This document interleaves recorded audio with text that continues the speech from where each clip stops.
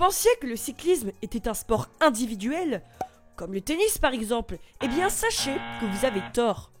Si un coureur comme Christopher Froome arrive à s'imposer à plusieurs reprises sur le Tour de France, eh bien c'est en partie grâce à l'aide de ses coéquipiers de luxe.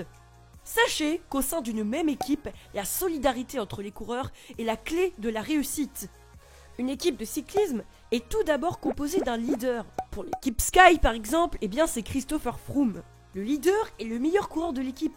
La plupart du temps, il possède à la fois des qualités de rouleur et des qualités de grimpeur. Il est doté d'une grande endurance afin de résister à la fatigue sur les grands tours. Le leader doit être également doté d'un mental solide afin de résister à la pression sportive et médiatique. Et sachez qu'il n'y aurait pas de leader s'il n'y avait pas d'équipier. L'équipier est souvent celui qui doit remplir les tâches ingrates, mais son seul objectif est de protéger son leader. Il doit par exemple apporter des bidons afin de ravitailler son leader.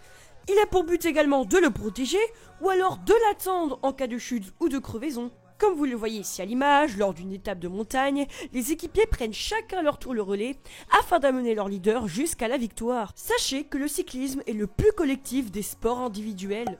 Les équipes professionnelles de cyclisme se regroupent en 3 divisions. La première division se nomme World Tour. Elle regroupe les meilleures équipes de cyclisme au monde.